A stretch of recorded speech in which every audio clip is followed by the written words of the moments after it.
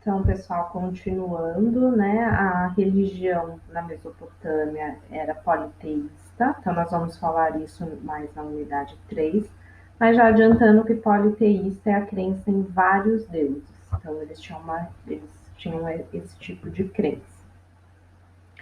A gente vai falar agora, os sumérios, eles foram o primeiro povo, né, a se organizar em estados e que viveram nessa região.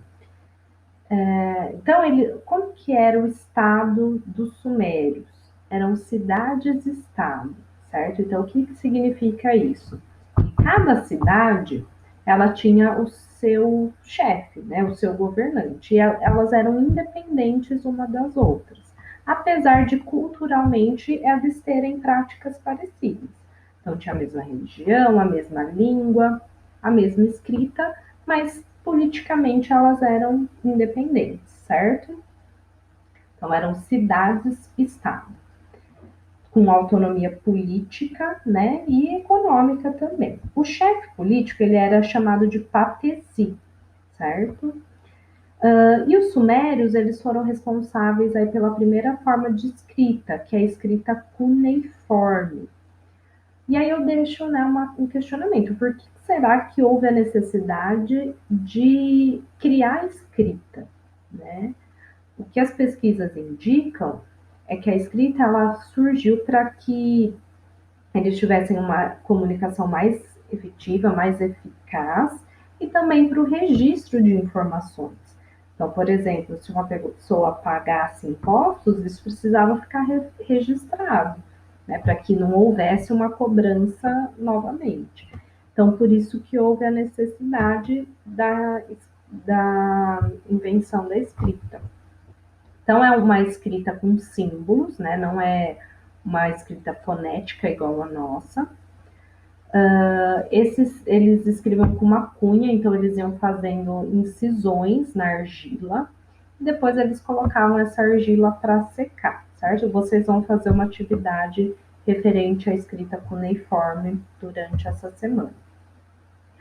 Os sumérios também produziram zigurates, né, que é o tipo de uma pirâmide que servia de moradia para o rei, para a família dele, servia para armazenamento de alimentos, para rituais religiosos, então tinha as cerimônias religiosas aconteciam nos zigurates, e eles faziam as observações astronômicas também do alto dessas pirâmides, certo? Então também foram muito importantes, né? Uma construção que tem todo um significado dentro dessa sociedade.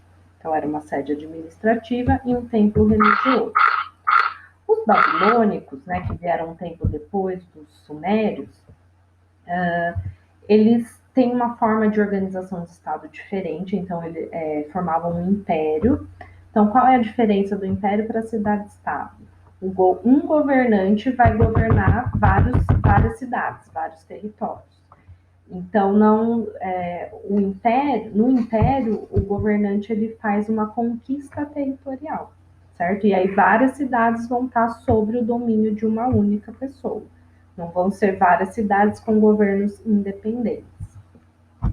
A grande contribuição dos babilônicos para a gente foi que eles construíram o primeiro código de leis escritas, que é o Código de Hammurabi, que tinha como princípio de talhão, que é o olho por olho, dente por dente, certo? Então o Hammurabi, né, que foi um rei babilônico, ele decidiu escrever as leis, porque ele queria fazer uma unificação do povo, e as leis elas eram transmitidas oralmente, né, o que gerava problemas de interpretação. Então ele quis escrever, né, ele talhou numa pedra essas leis para que todos tivessem acesso.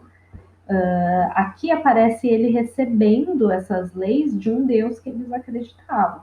Então, mostrando aí essa ligação que os governantes tinham com os deuses, certo? E essa estela de Hammurabi, ela fica atualmente no Museu do Louvre, na França, ok? Então, pessoal, sobre a unidade 2, é isso que a gente vai ver, certo? E eu vou fazer mais um vídeo